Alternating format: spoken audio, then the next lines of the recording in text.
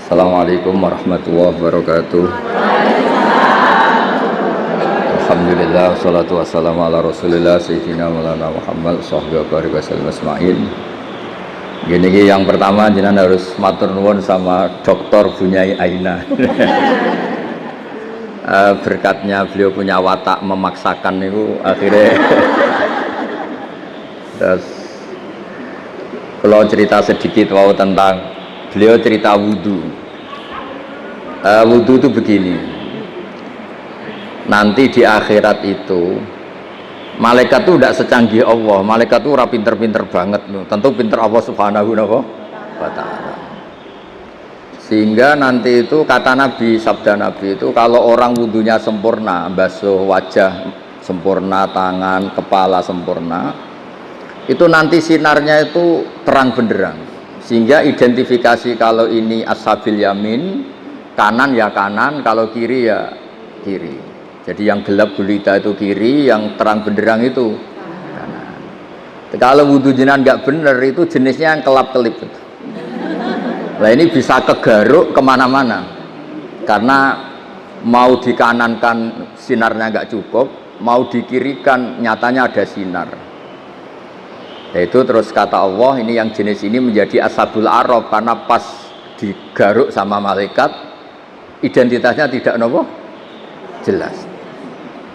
Maka kata Nabi, inna ummati yut'auna yaumal qiyamati hurran muhajjalin. Umatku nanti dipanggil Allah itu dalam keadaan wajahnya bersinar, tangan kakinya bersinar. Terus Nabi ngendikan min asaril wudhu, semua itu efek dari wudhu. Kalau wudhunya sempurna, sinarnya itu sempurna. Nah, maka tadi Neng Aina cerita panjang lebar tentang wudhu. Jadi begini ya, wudhu itu meskipun sah dalam madhab Syafi'i ya. Dalam madhab Syafi'i itu kalau ngusap kepala itu sedikit pun itu sah. Tapi kalau dalam madhab Hanafi itu minimal itu sak bon-bonan, seperempat caranya. Ini itu apa kalau orang Jawa? Bon-bonan. Tapi yang musalsal, tapi bukan syarat sah ya, ini ideal ya.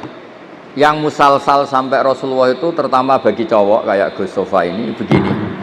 Nabi memasukkan coba pegang ini. Ini enggak ini dipegangin mic-nya.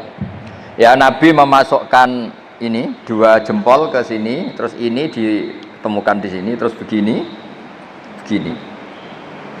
Musalsal. Musalsal ya. Ini begini, terus ini ditempokkan gini, terus begini sampai sebelah. Sehingga semua kepala kita ini kena asaril wudhu, kena wudhu. Karena diantara identifikasi orang baik, ya itu ada istilah yauma taral mu'minina wal mu'minati yas'a nuruhum baina aydihim wa bi aymanihim. Nanti di akhirat itu para malaikat tuh melihat ini wajahnya bersinar apa enggak. Sekali bersinar langsung dikategorikan partai kanan. Kalau yang tidak bersinar partai apa? Kiri. Berarti partai terlarang. Terus kemudian disekat. Faduriba bainahum bisuril lahu bab, disekat. Nah sekat ini nanti yang menjadi pagar Iqbal ya, menjadi apa? Pagar. Yang temangsang karena kelip-kelip itu disebut ashabil a'raf. Ashabil a'raf itu orang kalau dimasukkan surga kuotanya nggak cukup, dimasukkan neraka pernah ke majelisnya Ning Aina kan nggak pantas. Kalau diumumkan gini kan nggak pas. Para ibu-ibu yang ikut ngaji Ning Aina di Arisalah silahkan masuk neraka kan nggak pas ya. Makanya penting, bikin paradok itu penting supaya kita tidak sah masuk apa? Neraka. Makanya ada pengarang Burdah itu terkenal sekali. Pernah dengar toh kitab apa? Burdah. Itu yang ngarang namanya Muhammad bin Said Al-Busiri. Namanya itu Muhammad. Benar-benar Muhammad namanya. Beliau dalam doanya itu lucu, ya Allah, nama saya ini Muhammad. Sehingga kalau nanti engkau manggil, wahai Muhammad masuklah ke neraka, itu paradok. Engkau adalah zat yang nggak pantas bersikap apa? Paradok. Wahai Muhammad masuklah ke, itu paradok apa pas? Paradok. Makanya terus disunatkan punya nama yang baik supaya nanti misalnya, nah sehingga kalau nama kita kadung misalnya nama biasa atau nama Jawa nggak apa-apa. tapi nanti punya nama baru, ikut majelis apa? Taklim atau majelis ar-risalah. Jadi wudhu itu penting sekali. Karena itu identifikasi. Jadi di surga neraka itu definisinya Allah itu yaumatab yaddu wujuh, di hari ada wajah-wajah bersinar, watas waddu wujuh, ada wajah-wajah yang gelap. Itu yang menjadi alasan Allah mana yang perlu masuk surga, mana yang perlu masuk neraka. Nah, tentang tauhid supaya sampai tidak terjebak ateis atau komunis. Saya pernah ngaji sama orang-orang Pertamina di pondoknya Gus Zofur Maimun, yang isi beliau sama saya. Ada orang tanya, Gus, andaikan ada orang ateis atau komunis atau non, dia sosialnya bagus tapi nggak iman sama Allah, dia suka bersedekah, berderma, masa ia menjadi ahli neraka? Kayaknya kok kasihan ya. Padahal kata kitab akidah, orang yang kafir tetap masuk neraka meskipun dia baik secara apa? Sosial. Terus saya punya analogi itu kias. Misalnya saya punya rumah, ini rumah saya, ada kulkas isinya buah lengkap ya, ada makanan, rampatan, ada semua. Terus ini Gus Iqbal atau Gus Sofa ini masuk, terus ibu-ibu dibagi, ini silahkan makan, silahkan makan. Kira-kira orang itu nganggap Gus Sofa itu baik, nyun sewu, apa maling? Dari segi ngasihnya baik, tapi yang dikasihkan milik orang. Tidak ngakui jasanya yang punya. Ketika Anda baik tapi ateis, silahkan minum, tapi kamu nggak pernah berpikir kalau itu minum itu ciptaannya Allah Subhanahu wa Ta'ala. Silakan tempat rumahku, memangnya bunyi gayanya bahaya kan, gayaannya Allah Subhanahu. Masuk toh? Artinya betapa fatalnya orang yang tidak ngakui Allah Subhanahu wa Ta'ala. Ketika orang nggak ngakui eksistensi Allah, ternyata apa? Dia ngamal atau berderma dengan sesuatu yang tidak miliknya, tapi merasa miliknya. Itu buruk apa baik? Buruk. Nah, itu kenapa orang-orang yang tidak ngakui eksistensi Allah, apapun baiknya tetap kena sanksi. Itu ibarat Gus Sofa atau Gus Iqbal ini masuk rumah saya, isi kulkas disedekahkan, isi uang disedekahkan. Dari segi sedekahnya baik, tapi ditangkap tuh sama Bu Bulwan itu dianggap pidana ya. Itu kira-kira diapresiasi apa ditangkap? Ditangkap apa diapresiasi? Ditangkap. Ibu-ibu kalau numpang suami sedekah sama tetangga agak pamit suami, diapresiasi apa dimarahi? Nah, itu pentingnya iman sama Allah Subhanahu. Kalau kita iman kan kita ngasih tetangga tidak sok berjasa karena kita yakin uang ini milik Allah Subhanahu. Makanya saya termasuk kiai baik gitu. Kata orang banyak saya ini kan termasuk kiai pinter. Tapi kenapa saya tetap tawaduk? Karena saya tahu ilmu saya itu milik Allah Subhanahu. Sehingga saya tidak perlu nuntut jenengan hormat saya, ngesot, nggak perlu. Ya sudah begini sudah bagus. Jadi dulu itu sahabat ditanya, ini cerita nyata. Ibu-ibu mulai dulu kan tukang demo.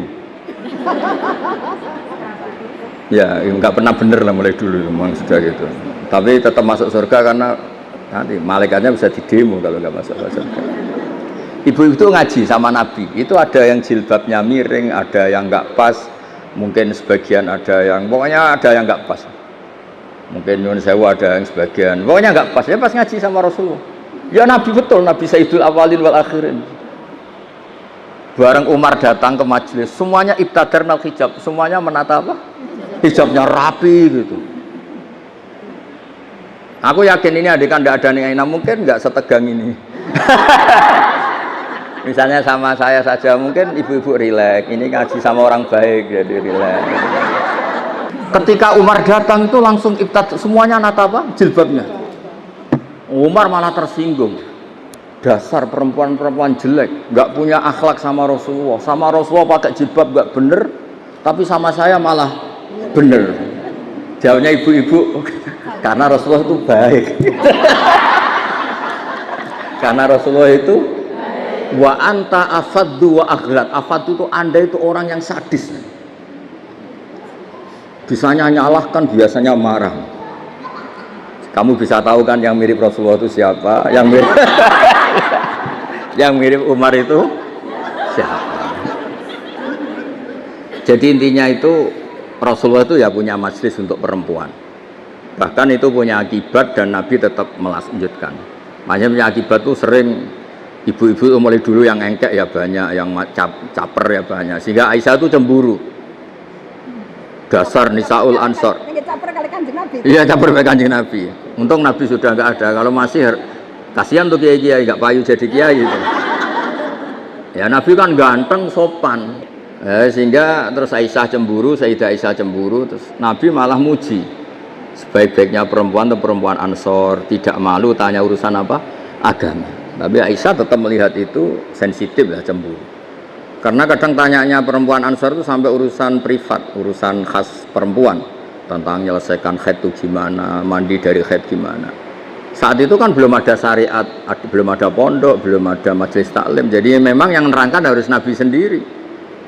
Jadi semuanya itu ada resiko. Kalau perempuan nggak diajarin nanti nggak tahu cara bebersih, cara sesuci. Kalau diajarin istrinya cemburu. Jadi kayak itu repot. Ya terus makanya terus banyak yang kayak saya terus nganggep lucu saja. Kalau nggak dianggap serius tuh repot. Ya jadi Umar ya tak teruskan lagi. Sampai tahu kan sekarang siapa yang Umar?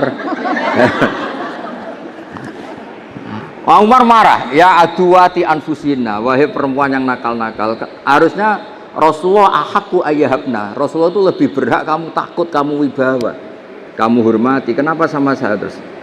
Ya karena Rasulullah itu lebih baik, Anda ini kasar. Semenjak itu, ya makanya terus orang hubungan dengan Allah juga sama. Kamu punya utang orang 1 juta atau 10 juta, nggak bisa nyaur itu nggak berani ketemu.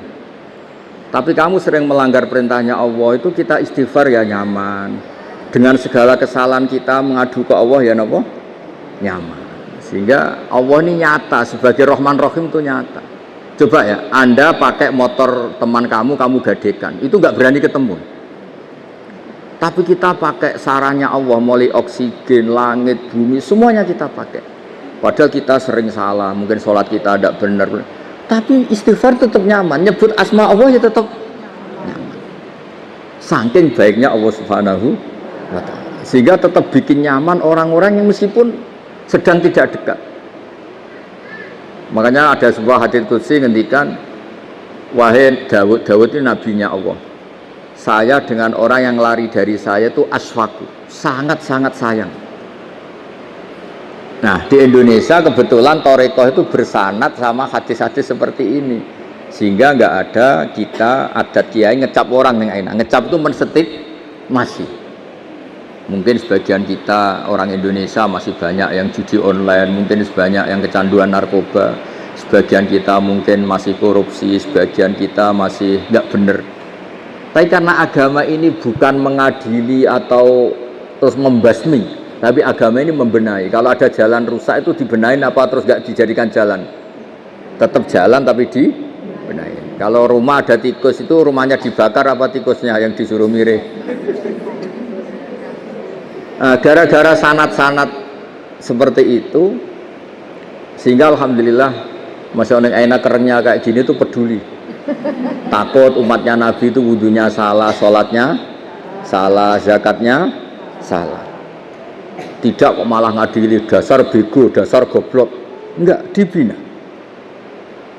Sehingga jenengan harus bersyukur dengan metode seperti ini. Meskipun yang ngeri-ngeri sedap. Saya enggak bayangkan. Andai kan saya ini kan sudah kiai top. Itu kalau kesini itu ya gimana gitu. Lo tanyain anak-anak ya, tadi nyogoi kopi saya itu belum loh. Saya datang belum sampai 5 menit belum ada kopi. Kok ngaji Gus ya? Nggih. Orang nggih itu bisa saking baiknya atau saking takutnya. Kayaknya yang kedua. No. Nah, jadi oh kanda nih. Di sini aja masih diteruskan. Gimana kalau nggak ditodong? Oh. Ditodong. Pakai mic, ngamuknya pakai mic biar dengar. Saya itu dekat sekali sama Mbak Ma'ruf, suaminya Ning Aina itu beda betul. Mbak Ma'ruf itu anteng ngaji. Kalau sama saya itu diskusi apa? Ikhya. Lu tanya ini anak-anaknya. Diskusi kitab Ikhya itu. Kalau sama Ning Aina diajari tukaran. Gus harus ada RMI perempuan. Tadi saya ketemu ketua RMI. Wah, gugat terus. Dan saya senang. Memang perempuan itu baiknya gugat. Ini ada cerita, ini cerita sanad mutasil ya. Saya berkali-kali cerita. Belum ada hukum Allah dirubah kecuali karena pemberontakan kaum perempuan. Jadi di juz 28 itu ada surat namanya surat Mujadilah. Ada yang baca surat Mujadalah. Jadi ada perempuan cantik, namanya itu Khawlah. Orang Arab itu kan hiper, karena makannya daging tidak ote-ote, jadi hiper. Kalau Kiai Jawa itu kan makannya ote-ote, tempe, terus utang jatuh tempo, jadi sudah error lah, sudah masalah syahwatnya itu sudah error, sudah tempe, terong, utangnya jatuh apa? Tempo. Kalau orang Arab itu kan makannya daging, orangnya punya uang. Ya mungkin karena lama nggak hubungan suami istri, istrinya itu cantik, ngerti istrinya itu suci, sudah haid suci. Pas masih sholat tuh diajak hubungan suami istri kan nggak mau, setelah wiridan ya nggak mau. Terus dia marah, didihar, belum dicerai. Didihar itu ada satu bahasa yang setingkat talak. Ya semuanya gitu lah, ada satu bahasa setingkat talak. Terus dia merasa gimana kok sampai gini, kayak sudah dia agak kecewa dengan perilakunya sendiri. Matur Rasulullah, ya Rasulullah saya ini tadi begini-begini. Nabi menjawab, oh yang kamu katakan itu biman zilati tolak. Yang kamu katakan itu semakna dengan tolak. Berarti istri kamu tidak halal bagi kamu. Ya lelaki yang mandok-mandok, meskipun dia tuh ya iman, istrinya cantik kok hilang. Waduh, gara-gara kata itu terus kehilangan apa? Istri. Dia kayak gimana gitu. Kehilangan istri cantik tuh kan berat. Kehilangan istri jelek aja berat, apalagi kadang ada yang jelek rezekani gitu. Sama Gus, ya. Punya suami ganteng juga, medeni tuh. Ganteng punya uang, nak kere gak pati medeni. Karena kalau ganteng kere itu terus error ya, nggak menarik ya. Terus ngowah-ngowah kayak orang. Walhasil terus ya sudah, hukumnya itu cerai. Si suami ini langsung nurut sama Nabi, kehilangan istri. Pulang, kata istrinya gimana, kata Nabi, dihukumi cerai. Wow, dilabrak Nabi, ini perempuan ini. Dilabrak. Ya Rasulullah, ini hukum apa? Nggak bener hukum yang kamu katakan tuh nggak bener. Ini hukum apa? Apa-apaan ya? Kalau saya dicerai ketika masih cantik nggak apa-apa. Lelaki itu sudah menghabiskan muda saya, cantik saya. Ketika cantik saya, muda saya hilang, terus kamu hukumi cerai. Kalau dulu nggak apa-apa, sekarang saya ini sudah tua. Saya ini punya anak banyak, kalau dirawat dia mesti terlantar, katut babon lain katanya. Kalau dirawat saya perempuan nggak bisa cari apa? Nafkah. Kalau bikin hukum yang benar, Nabi bilang sementara hukumnya hanya gitu, memang hanya gitu sementara. Lu itu perempuan tadi saking kacaunya bilang gini nih enak sama Rasulullah, ya nanti engkau setelah laporkan Tuhan bahwa anda ini tidak serius. Karena kau jadi Nabi, hukumnya harus dievaluasi. Nah gak perempuan nggak bisa. Dia pulang, tapi perempuan ini religius. Dia sujud, berdoa, ya Allah, kasih tahu Nabi engkau bahwa kalau bikin hukum jangan begitu.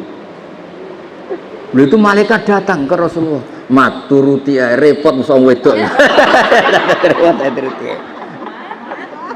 Saya tuh berkali-kali loh ketemu ireng ditodong Gus siapa suruh ngaji. Saya biasa bilang enggak ya. Tapi kalau ras terkuat di dunia yang ngomong itu bisa masalah besar. Jadi itu Rasulullah Nabi dikomplain. Makanya cerita itu sebagian tuh nggak bener. Katanya ada kiai cerita nanti bidadari di surga tuh cantik-cantik. Sudah cantik nggak bawel, sudah cantik nggak bawel, terus nggak minta uang belanja, uang salam, oh ya baik. Terus ada santri bilang, Pak Yai, Ibu Nyai di belakang baru datang, tapi paling cantik yang dari dunia. Kok bisa hanya ada ada tambahan itu kan. Saking takutnya. Akhirnya hukum dihar itu tidak sama dengan tolak. Makanya ada surat ini Sofa tahu Iqbal. Qad sami Allah qaulal lati tujadiluka fi zawji. Allah itu mendengar perempuan yang bantah kamu. Tujadiluka itu bantah, komplain. Kayak apa perempuan? Hukumnya Allah aja dilawan. Kondang ya, pokoknya prestasinya itu hebat. Sinten Gus? Ya tadi Khaulah tadi. Dan penerusnya maksudnya.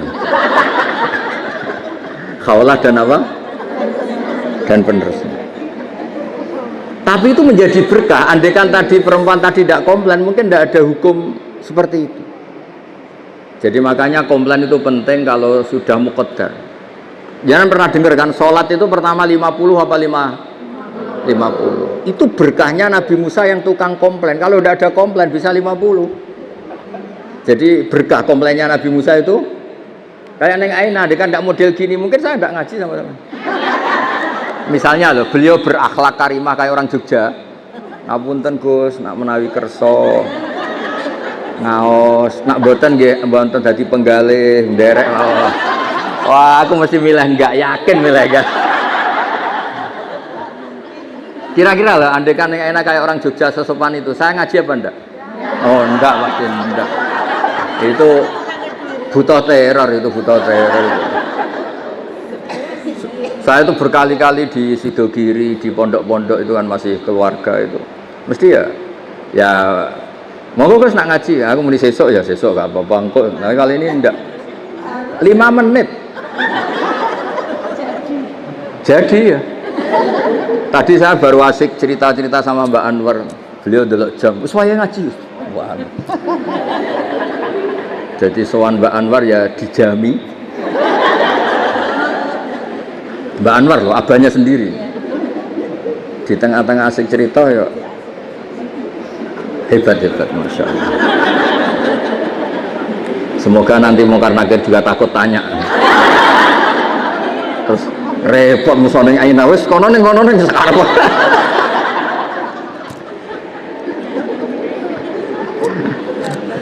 Jadi Allah itu memang zat yang luar biasa. Sesuatu itu kalau didesain sesuai awalnya itu mesti bagus. Meskipun kita kadang tidak cocok. Misalnya perempuan itu komplain, itu ya memang Allah desain gitu. Mungkin baiknya komplain.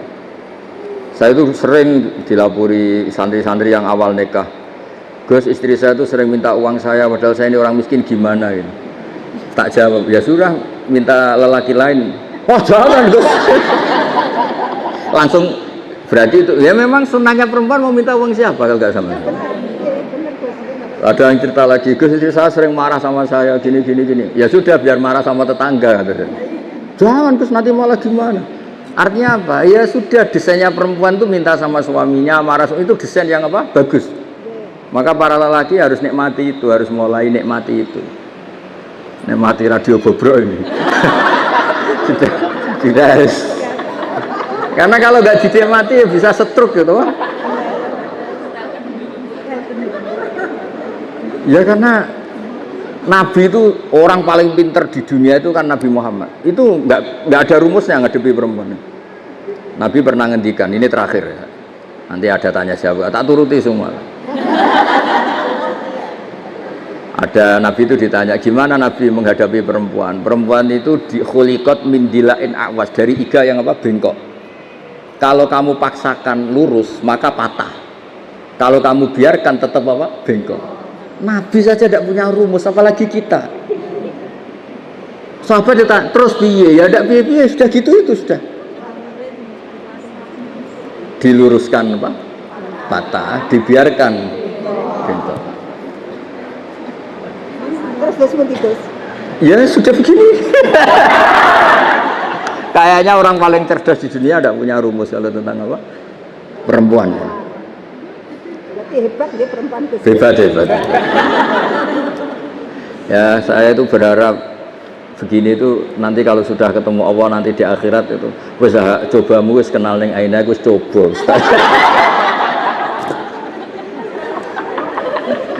Insya Allah berkait dicoba ini min ahlil apa? Jannah.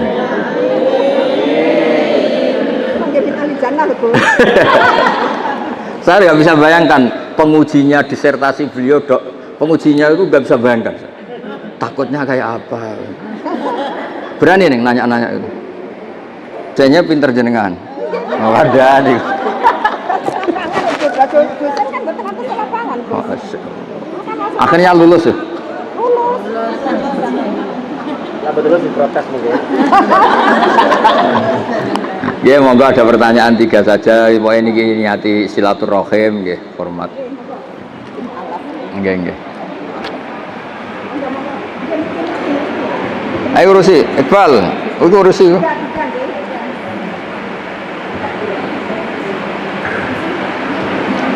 PCA, Bang PCA. Apa? PCA. Oh, nggih, monggo. Assalamualaikum Ustaz. Waalaikumsalam, nggih. Ngapunten dalam bagian preso. Nggih berdiri mawon, berdiri tegak mawon ya. Ngapunten dalam itu kan keluarga besar Nasrani. Nggih. Terus saya sampun alhamdulillah sampun mualaf. Nggih. Namanya siapa? Dalam lilis biaya. Panggilannya apa aja panggilannya? Lilis. Lilis ya. Iya. Dalam engkang dalam tanyaan itu Iya. apakah nama baptisan Iya. yang dibawa mulai kecil kalau sudah mualaf itu harus ganti apa tidak? Oh ya. Terus kebetulan almarhum bapak Ya. bawa tasik naskan Nggih. di Wisma terus datang seharian itu kan di Nggih. nonton salib itu Nggih. di ngaten Gus. Nggih. Terus terakhir dalam itu sampun mboten kagungan sederek, Nggih. ibu bapak sederek mboten wonten. Nggih. Dalam sakmenika ngopeni Pak ingkang gangguan jiwa. Nggih. Pak itu mboten kromo. Nggih. Kadang sok ngamuk terus. Nggih. Kalau yang pun dalam ngantos ajri. Nggih. Umpami dalam pas saat ngamuk itu dalam ngebel datang Satpol PP nopo Nggih. dinas sosial Nggih. nopo dalam salah. Nggih. Pak nopo mboten. Nggih. Terus dalam itu kan rumiyin ngasuh datang perbankan. Nggih. Ini kok ada sumber itu, Nggih. kan kata yang anu sama sama pensiun. Nggih. Ada kan perbankan dibutuhkan oleh masyarakat. Nggih. Kata yang anu riba, Nggih. kan memang dibutuhkan oleh Nggih. masyarakat. Nggih. Nggih. Salam warahmatullahi wabarakatuh. Ya satu-satu aja biar fokus ya. Ya ini yang lain meskipun tidak tanya ikut dengerin ya karena ini ilmu. Terus yang jelas itu Bu Lilis harus syukur ya. Syukur dikasih hidayat Allah Subhanahu wa taala. Berkahnya syukur ini bisa mengabaikan hal-hal kecil yang mungkin masih mengganggu. Ya saya ulang lagi, berkahnya syukur ini bisa mengabaikan hal-hal kecil yang apa? Mengganggu. Misalnya Anda itu buka puasa dengan nasi kualitas beras paling rendah, minum teh ya kualitas paling rendah, minum kopi, tapi karena sangat lapar, sangat haus, itu seneng sekali. Ya sama mungkin orang-orang yang dulu pernah tidak Islam, itu kan ibarat kalau terus itu kan nyun sewu menurut keyakinan Islam kan bahaya sekali. Sekedar selamat meskipun adnas salamah dengan standar paling apa? Minimal, paling rendah, tetap itu luar biasa. Jangan sampai setelah kita Islam masih ngeluh, sayang bapak saya belum Islam, mbak saya belum Islam, karena ini hanya mengganggu apa? Syukur. Ya itu hanya mengganggu apa? Itu kan ibarat kita buka puasa, sayang nasinya hanya nasi kelas rendah, sayang hanya pakai tempe tidak daging, kalau gitu kan mengganggu apa? Syukur. Nah, jadi itu satu. Kedua soal nama itu dulu meskipun lewat baptisan itu tidak ada pengaruhnya, tidak punya akibat di status keislaman. Jadi nggak perlu diganti boleh, nggak perlu dibuang, nggak perlu diganti. Terus soal perbankan itu masyhur itu di fatwa NU. Sesuatu yang remang-remang, misalnya tadi ada orang punya utang 1 juta, disuruh nyaur 1.100.000, tentu seperti ini sepakat itu riba. Tapi kalau sistem itu beda dengan personal, sistem itu beda dengan personal. Memang kita tidak boleh bilang langsung halal karena bisa saja lebih dekat ke definisi apa riba. Tapi ya jangan langsung bilang haram, jangan-jangan tadi seperti katakan beliau memang itu kebutuhan. Kebutuhan gini, sekarang investor itu bisa nggak utang tanggane 1 miliar untuk investasi? Tidak bisa kan, yang menyediakan itu kan pasti utang tonggo kan paling weteng loro untuk obat, utang modal itu kan. Nah, tidak apa-apa, hukum nggak jelas itu nggak apa-apa. Kalau nggak harus nggak jelas ya sebaiknya nggak jelas. Makanya di Nabi itu ngendikan halal ya jelas, haram ya jelas. Tapi selalu ada antara halal dan haram. Itu jadi kalau yang makanya dulu Mbah Maimun itu sering bilang, tapi tidak ngeritik ya Bu Lilis, sering bilang usahakan sama-sama urusan dengan bank itu bank pemerintah atau bank negara. Karena itu kalau misalnya ini salah dan memang misalnya benar-benar riba, sak keliru-keliru negara itu untuk pakai sarana umum. Bayangkan keliru sekalipun, bayangkan keliru, apalagi kalau tidak keliru. Tapi saya ulang lagi, bukan berarti terus menafikan yang swasta, bukan. Tapi ini cerita kalau ada pilihan. Misalnya gini, haji lewat negara sama swasta, sak keliru-keliru negara karena negara. Misalnya gini contoh gampang. Kemenak atau haji atau di lembaga-lembaga sosial negara, Kemensos atau BUMN, tentu salah itu banyak sebagai manusia. Tapi sekeliru-kelirunya negara, ada PLN, ada jalan, ada jembatan. Yang kembali ke rakyat itu jumlahnya tetap apa? Besar. Misalnya Kemenak ya pasti ada salahnya, namanya manusia. Tapi ada kantor KUA, ada sarana prasarana, ada penyuluhan, ada gedung apa? Haji di mana-mana ada. Sehingga swasta ya baik menopang pemerintah, tapi kalau sama-sama milih itu yang mendekati darurat Bu Lilis memang sistem apa? Negara. Artinya sesuatu yang dengan tanda kutip awalnya nggak boleh untuk menjadi boleh kan nunggu status darurat. Dan yang sering darurat adalah keputusan apa? Pemerintah. Misalnya menetapkan Syawal, secara ilmiah orang Indonesia tuh banyak yang mandiri bisa falak, banyak. Tapi kan subjektivitasnya tinggi. Makanya kemarin yang Kemis saja ada, bukan sekedar yang Jumat, yang Kemis saja ada. Iya kan? Nah, ikut pemerintah itu menjadi lebih baik, tapi tidak harus juga di bab Syawal. Pemerintah sendiri kan membolehkan beda. Pemerintah sendiri membolehkan apa? Beda. Ya jadi boleh kalau masalah perbankan itu sudah didiskusikan, tentu ada kadar lebih yang pengganti administrasi sebagai pekerja, ada lebih yang karena memang mendekati definisi riba, itu kan kita tidak pernah tahu. Lebih itu kan ada lebih yang karena memang terus nilai uang, kan macam-macam. Nah, menurut saya hal yang kita tidak harus tahu persis, nggak apa-apa kita bilang. Karena Nabi ketika ada halal jelas, ya ada haram jelas, tapi di tengah-tengah itu tidak jelas. Kayak jenengan jadi istri itu tanya sama suami kamu, istri baik apa enggak? Mesti suami kamu kalau pas tidak ada kamu bilang jelek. Pas ada kamu bilang apa? Yang benar itu menurut saya itu tidak baik ya tidak jelek. Kalau dibilang jelek nyatanya anaknya banyak, berarti kan rukun. Ya kan baik kan? Bisa kumpul anaknya banyak. Dibilang baik, ternyata suami kamu tambah hari tambah elek, tambah trauma, dan dekati musibah lah. Jadi sesuatu itu yang tidak jelas itu nggak apa-apa kita bilang nggak halal haram, jangan bilang wah berarti ini nggak tegas. Nggak bisa seperti itu. Ada hal-hal yang memang nggak perlu kita.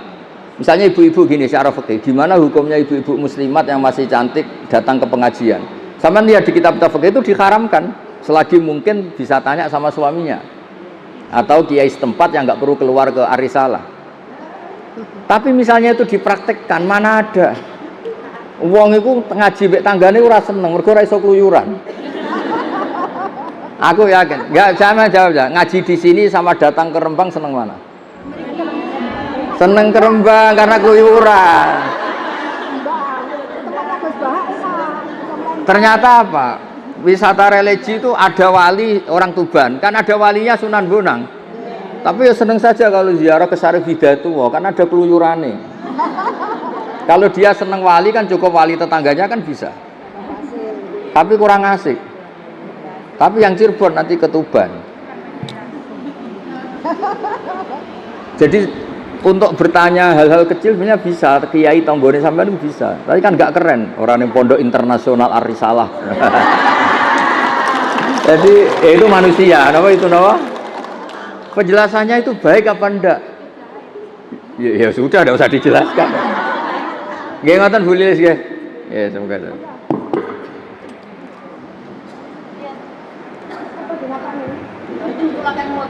Mas. Assalamualaikum warahmatullahi wabarakatuh. Waalaikumsalam. Kula buka rumah sampai Mondo. Nggih, Mondo itu mana nih? Salam takbir Nggih. Gusaan. Oh, nggih. Dumateng Umi Aina, Neng Mila, Neng Pia, nggih salam takbir. Nggih. Kula nyuwun pangapunten Masih. Go sofa saking ngambek. Nah, engko mutung. Izin Bapak izin kemarin mboten saged rawuh, ngapunten ingkang kathah. Nggih. Ingkang kula pertanyakan iki tentang wudu, Gus. Nggih. Syarat sahnya sholat itu kan wudu. Wudu itu ada 4 rukun sampai tertib. Nggih. Nah, sedang orang Islam itu mau sholat itu harus wudu dulu. Dan kita itu untuk melihat sahnya wudu kita, sahnya sholat kita, untuk melihat cahaya aura Nggih. Kalau manusia itu ada yang putih dari Allah Subhanahu wa Ta'ala. Nggih. Ada lagi yang dari skincare. Nggih. Yang saya tanyakan, bagaimana untuk melihat wajah yang bersinar dari air wudu dan sholat kita diterima. Sampun matur suwun. Wassalamualaikum warahmatullahi wabarakatuh. Oh enggak. Nah, ini begini ya. Ini kan kita diajarin untuk jadi juri. Pertanyaannya harusnya kok untuk kita tahu gimana, harusnya enggak untuk menjadi sah kok malah juri. Berarti saya harus jujurin ini wajah wudu apa wujud sehat? Wajah skincare. Ini yang wajahnya padang karena punya uang apa karena wudunya benar?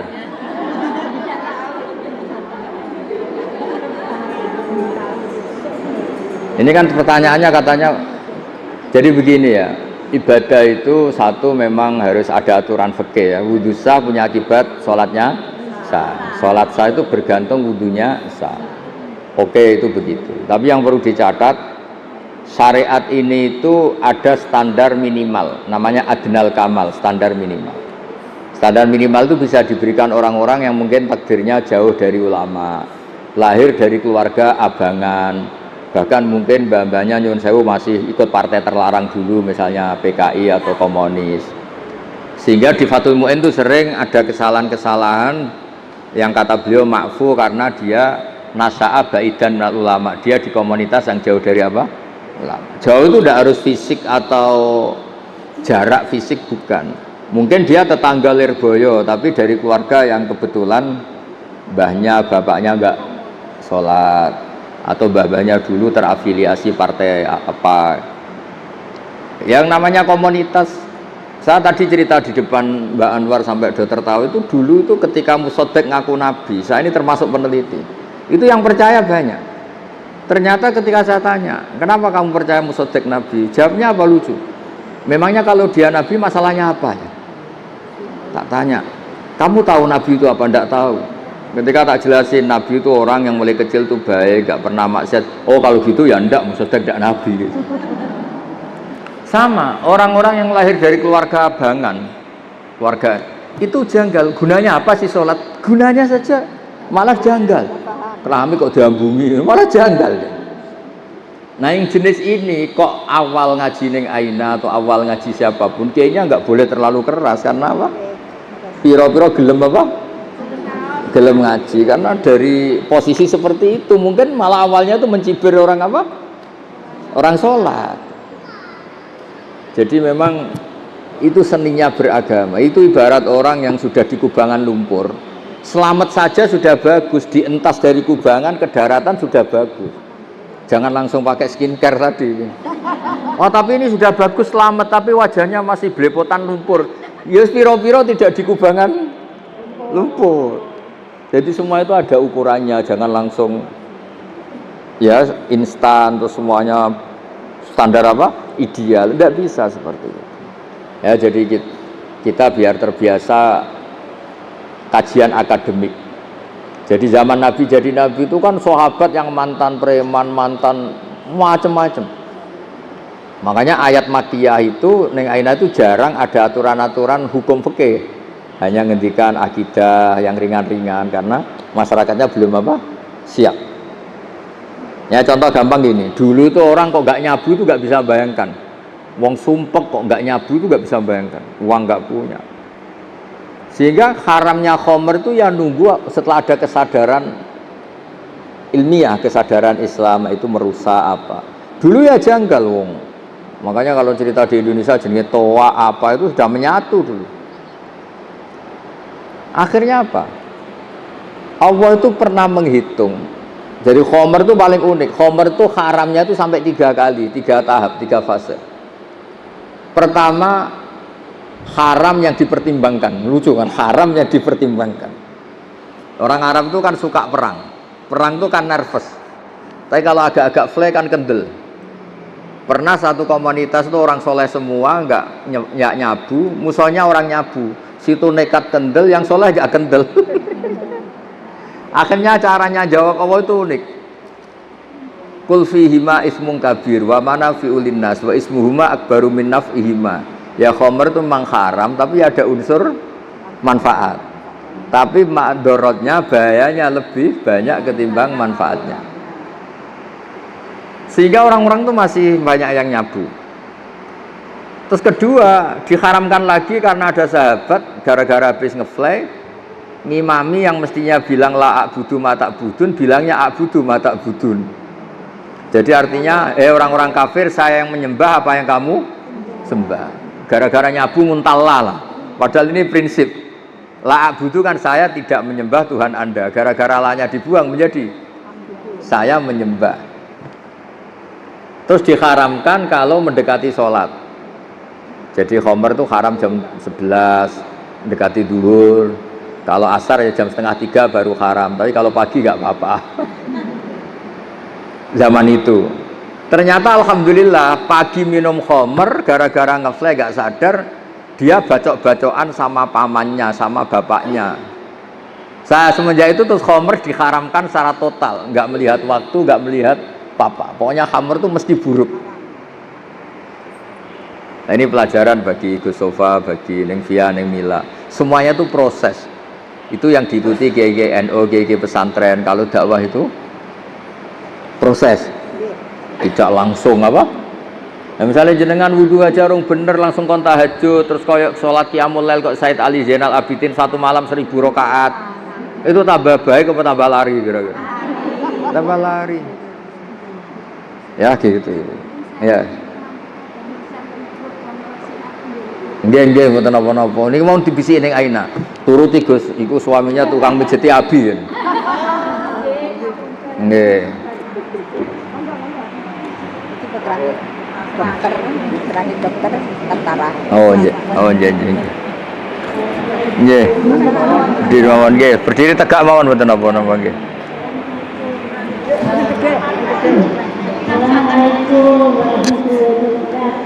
Assalamualaikum warahmatullahi wabarakatuh. Nggih. Apa nama? Asmani. Oh Sri Ani nggih.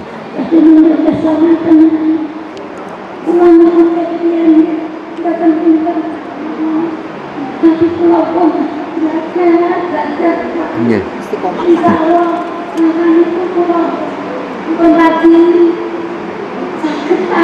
Nggih. Nggih, nggih.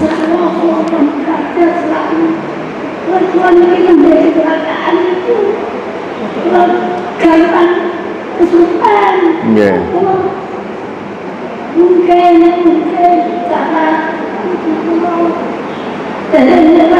cara berusaha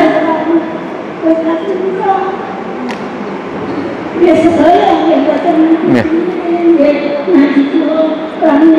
berusaha jamaah sholat itu sebagai kami kalau kalau salah itu kematian imam selalu salah itu selalu Tuhan itu mungkin itu buatan teman Tampi. Nggih, nggih. Padahal belum benar-benar bagus kalau uang. Nggih, nggih. Via itu ya.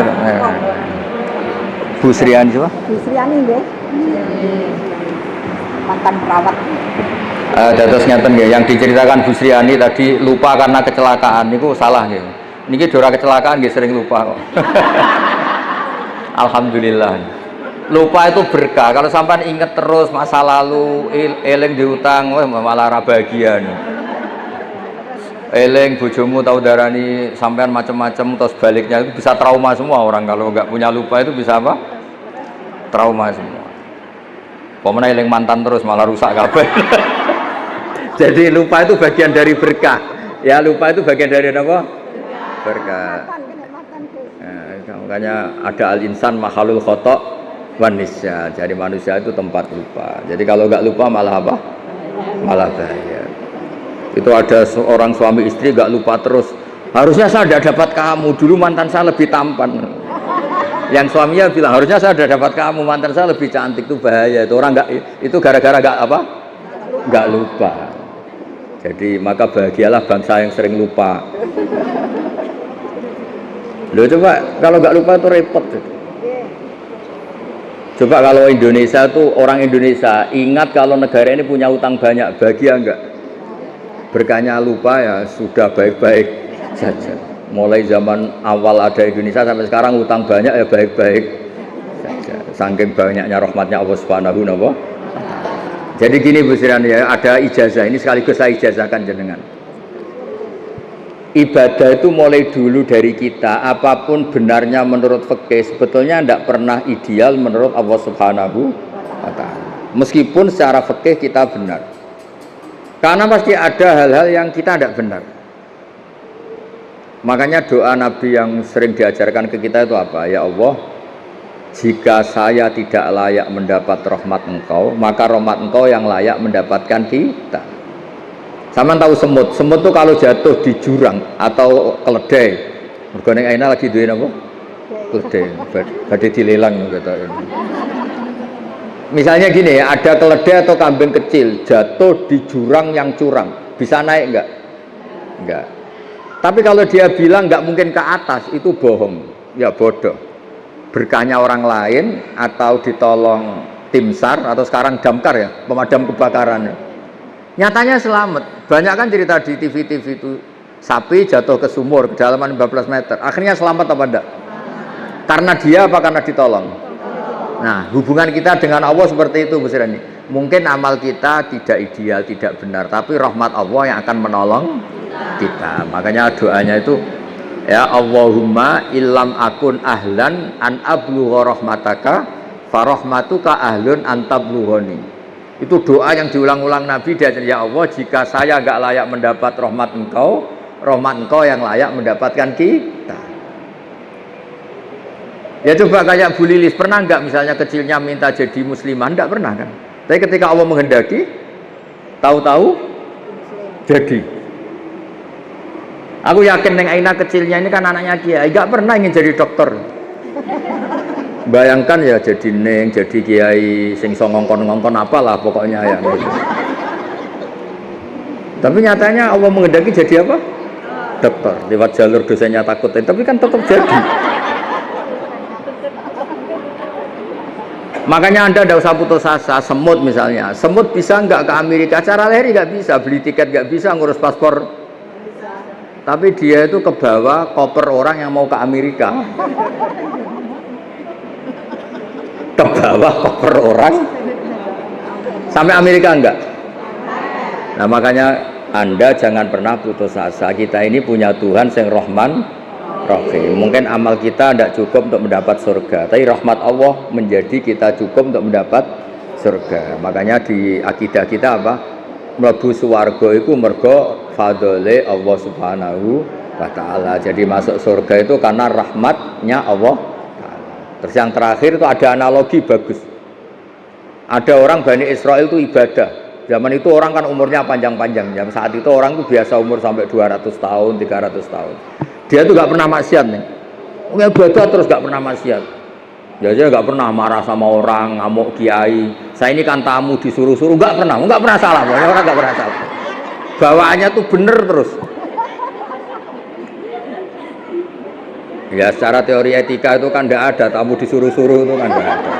Itu etika Jawa yang nggak ada, etika Islam juga nggak ada. Nggak ada benernya itu sebetulnya secara teori nggak ada. Yang bener saya, orang baik saya. Meskipun tahu itu nggak pas tetap nurut. Itu kalau nggak orang baik nggak bisa. Terus dia itu masuk surga. Mau masuk surga ditanya sama Allah. Ya anggap saja ibadahnya itu 500 tahun. Memang dicerita 500 tahun. Kamu tahu kenapa masuk surga? Iyalah Gusti, saya kan tidak pernah maksiat. Saya kan nggak pernah maksiat. Hidup saya tak penuhi dengan taat. Jadi saya layak masuk surga. Apa kata Allah? Lucu katanya Allah. Ya silakan ada di surga 500 tahun. Loh kenapa Gusti? Infonya surga itu selamanya. Kenapa harus 500 tahun? Karena Anda berkeyakinan surga Anda karena amal Anda. Amal Anda kan 500 tahun. Kan sudah impas di surga 500 tahun. Yang abadi itu rahmatku. Yang abadi itu fadlku. Kalau amal kamu pasti terbatas. Saat itu juga dia merevisi tidak Gusti, saya masuk surga itu hanya karena rahmat Engkau. Artinya apa? Teori yang mengatakan surga itu segala-galanya karena amal pasti tidak cukup. Yang cukup adalah fadlnya Allah Subhanahu. Coba misalnya jenengan seperti ini ngaji, kan kata jenengan baik. Coba sekarang tanyakan suami Anda yang mungkin sekarang baru nyari Anda. Dasar bojo keluyuran.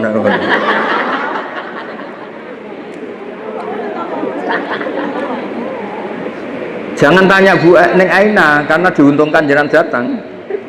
Terus kayak bunyai tenan keren. Tanyakan anak kamu yang mungkin sekarang berharap Anda bikinkan mie. Terus tak tanya, ibu kamu kemana? Bilangnya ngaji apa keluyuran? Ngaji.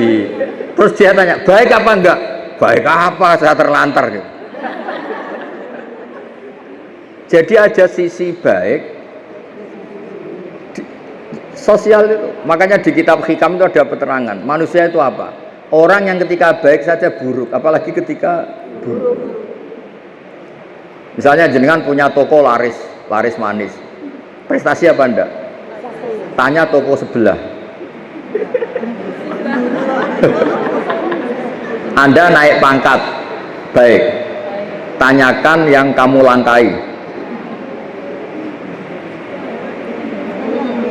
Jadi asal ilmu sosial itu tetap ada masalah yang menyertainya. Makanya pernah ada orang tanya ke saya, orang kaya, Gus doain saya ini jadi orang kaya raya, nanti saya ngerawat 1000 anak yatim. Dasar orang kaya bodoh kata saya. Kok bisa Gus? Itu kalau Allah menyembadani doa kamu harus bunuh 1000 bapak. Karena untuk menjadi yatim bapaknya harus mati dulu katanya. Berarti kalau ada orang orientasi, ya Allah saya ingin kaya biar umat orang miskin 1 miliar. Berarti sama jangan juga bilang miskinkan 100 miliar orang, nanti saya rawat.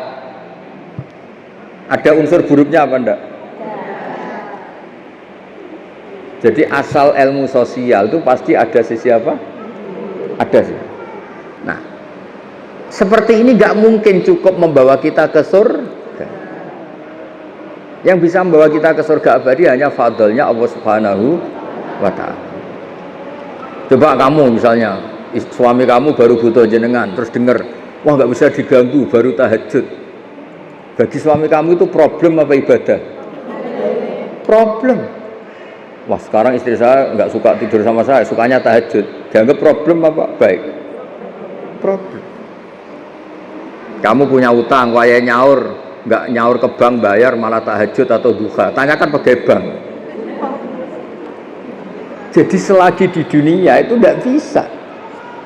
Makanya harus kita yakini kita bisa begini itu karena Allah Rahman Rahim. Ya sudah kita melakukan suatu sesuai prosedur fikih, tapi yang menjadikan semuanya baik-baik saja karena Allah Rahman.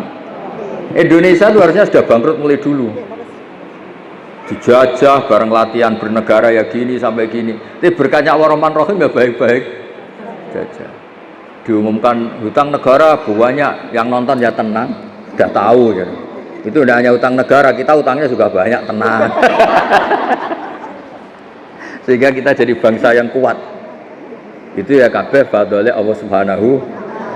Ya jadi jelas ya tadi orang itu yakin ibadahnya yang menjadikan masuk dia surga. Terus sama Allah, ya sudah kamu di surga tapi 200 tahun saja, 500 tahun saja. Kenapa Gusti? Katanya surga selamanya. Karena amal kamu terbatas, sehingga pahalanya juga harus terbatas. Yang tidak terbatas itu fadl saya, rahmat saya. Oke, ngoten. Assalamualaikum warahmatullahi wabarakatuh. Ya. Ini harus ada fikih baru. Artinya gini, kalau ada salam kan dijawab. Kalau ini enggak, sekedap. Ayo jawab dulu.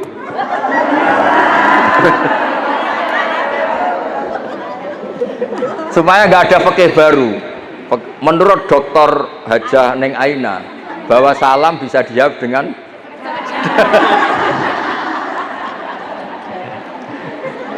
gimana Neng? Yeah.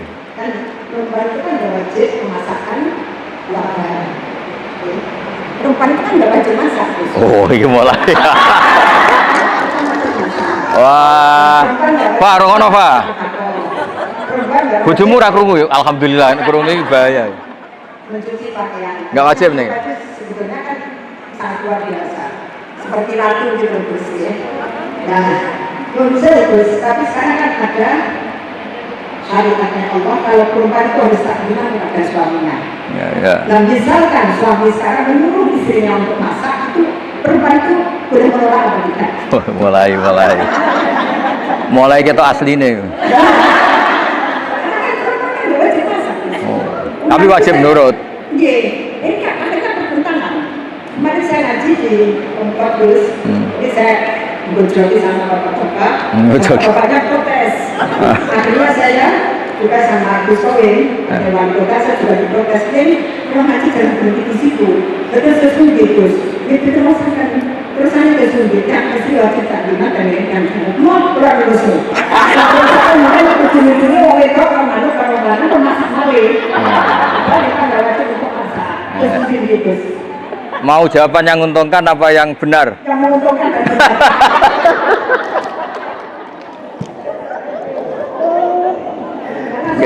Enggak, ini jawabannya itu yang menguntungkan apa yang benar?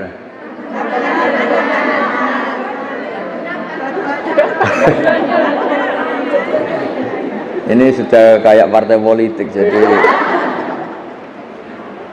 Nah sebetulnya ini agama itu ada dua dalam menyikapi masalah sosial. Satu hukum objektif, dua itu hukum sosial.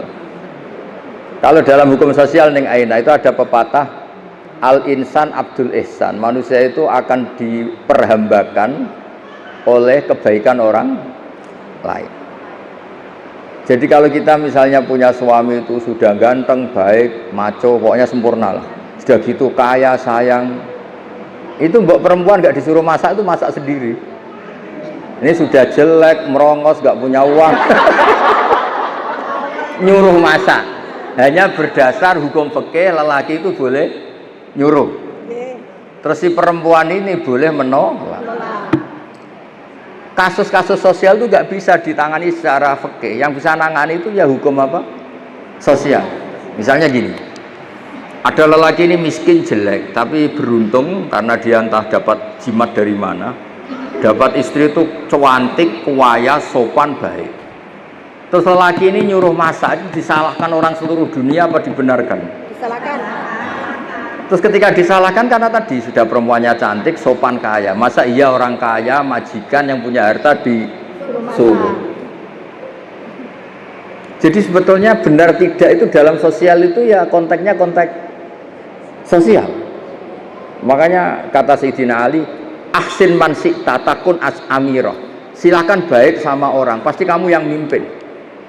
Misalnya gini, saya punya mobil Alphard. Saya tadi sowan Mbak Anwar diajak Neng Aina sama Gus Sofa naik Alphard. Beliau baik, mau Gus pakai mobil saya, dia baik. Itu otomatis saya nyuruh itu gak pantas, gak mungkin secara moral, secara psikologis orang nyuruh orang yang berbuat baik. Kalau ada istri, misalnya kayak Neng Aina kan sudah nengnya, putrinya Mbak Anwar, terus Mbak Ma'ruf itu kan santri, gak dinyali apa ngongkon. Malah nawani piye tak kena nasi goreng.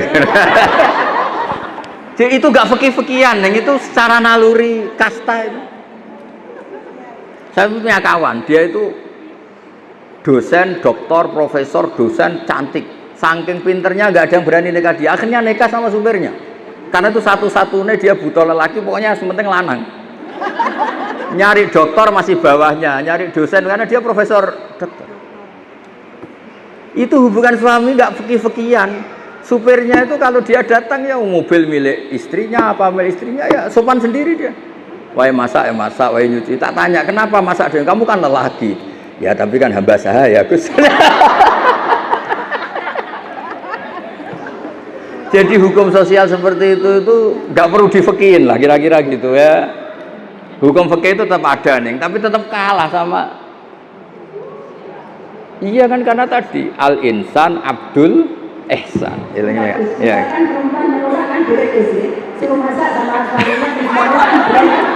Ya sudah, khusus yang enak boleh. Pokoknya ya ini khusus ya. Ya dan yang sejenis neng Aina.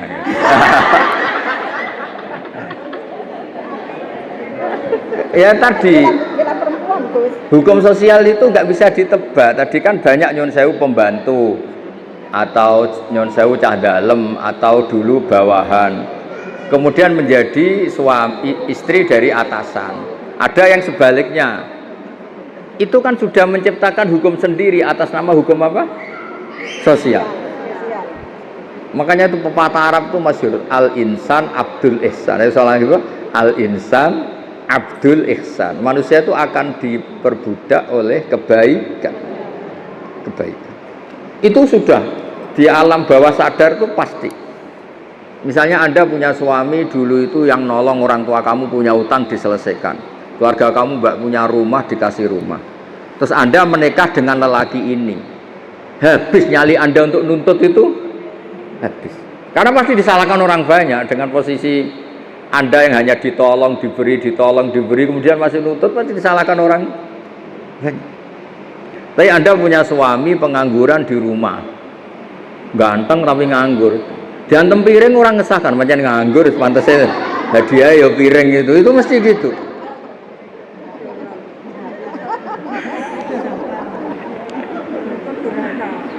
Jadi intinya itu, Neng, ada hukum-hukum yang nggak bisa, makanya Nabi itu unik. Ada sekian hukum Islam yang kata Nabi itu diselesaikan pakai apa? Sosial. Makanya ketika Nabi mensifati orang baik itu apa? Alladzina yunfikuna fis-sarra wad-dharra, orang yang suka berinfak masa susah maupun senang. Wal kadhiminal ghaidha, kalau emosi bisa ngempet. Wal afina 'anil nas, kalau kecewa mudah memaafkan. Yang bisa menyelamatkan kita itu hukum sosial. Kalau saya hubungan dengan Neng Aina itu misalnya terus pakai saya ini kayak besar kok disuruh-suruh, habis hubungan itu. Tapi berkahnya saya ini berakhlak karimah. Maka baik-baik. Kamu bisa bayangkan ada kiai 5 menit belum duduk ngaji Gus ya.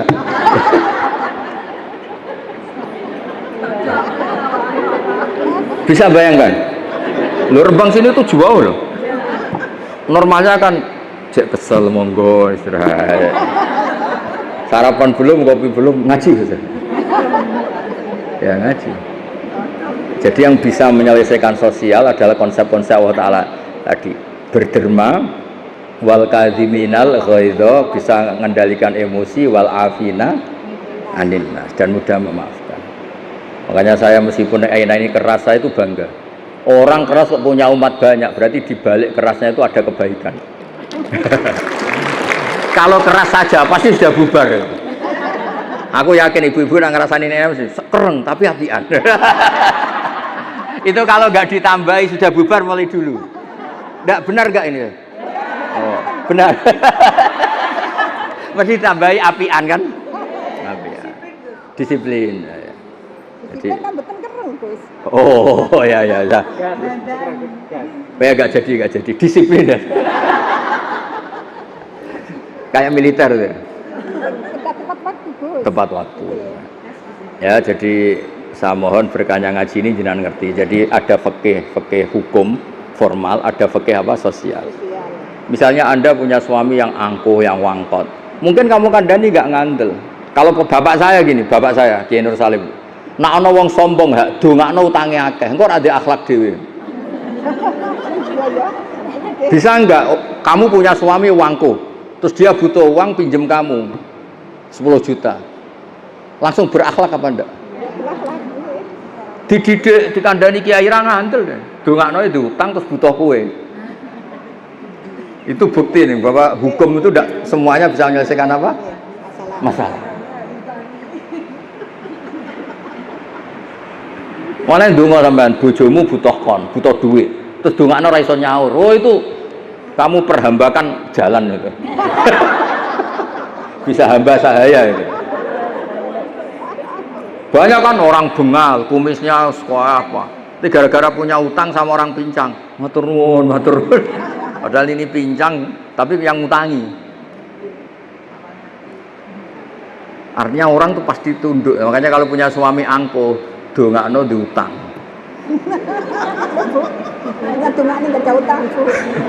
Utang jenengan angger dekne mlete. Saur Mas. Insya Allah milih korah-korah, milih nyuci daripada ditagih. Nggih mboten. Nggih ngoten nggih mugi manfaat.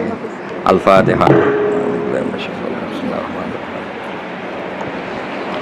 Ghairil maghdubi 'alaihim waladdallin. Bismillahirrahmanirrahim. Nahmaduka ya ghafur ya syakur wa sallallahu alaihi wasallam sallallahu alaihi Allahumma ij'alna aminin mutmainin alladzina la khaufun 'alaihim wa lahum yahzanun. Rabbana atina fid dunya hasanah wa fil akhirati hasanah wa qina adzabannar. Alhamdulillahirabbil alamin.